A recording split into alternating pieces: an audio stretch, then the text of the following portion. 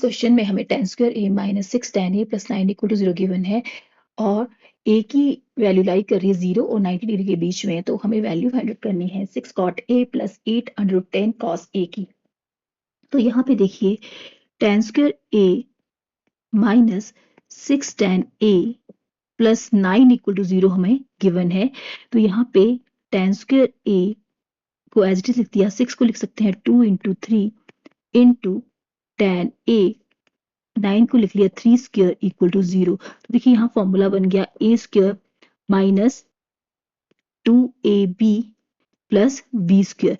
यहाँ पे जो a है वो है tan a, जो b है वो है हमारे पास 3, और यहाँ पे देखिए ये इक्वल होता है a माइनस b का होल स्क्वायर के। तो यहाँ आ गया tan a माइनस 3 का होल स्क्वायर इक्वल टू 0। तो यहाँ पे tan a minus 3 equal to 0। This implies tan a की वैल्यू आ गई हमारे पास इक्वल टू 3, और इसका मतलब है tan a इक्वल होता है 1 डिवाइड बाई cot a। तो इसका मतलब है cot a की वैल्यू जो है वो हमारे पास आ गई यहाँ पे cot a इक्वल टू 1/3।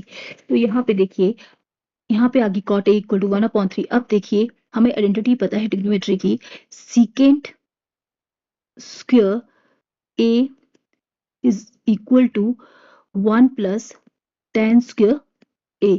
तो यहाँ पे इसका मतलब है secant a is equal to under root 1 plus tan square a। अब यहाँ पे सेकेंड a की वैल्यू निकाल लेते हैं, विच इज इक्वल टू, यहाँ पे देखिए tan a की वैल्यू निकाली थी हमने यहाँ पे 3, तो यहाँ आ गया 3 square means 1 plus 9 under root, और ये आ गया अंडर रूट 10 के इक्वल। अब यहाँ पे अंडर रूट 10 आ गया हमारे पास सेकेंड ए।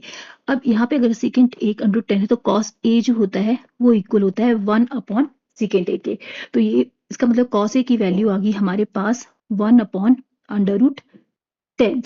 अब हमें वैल्यू निकालनी है 6 cot a plus 8 under root 10 cos a की।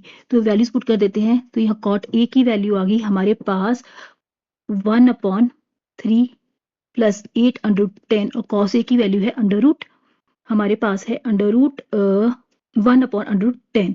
तो यहाँ पे आ गया 1/10, ये दोनों कैंसिल आउट हो गए, 3 2 6, और यहाँ पे आ गया हमारे पास 2 प्लस 8, और 2 प्लस 8 होते हैं 10। तो ऑप्शन नंबर 3 जो है हमारा राइट आंसर।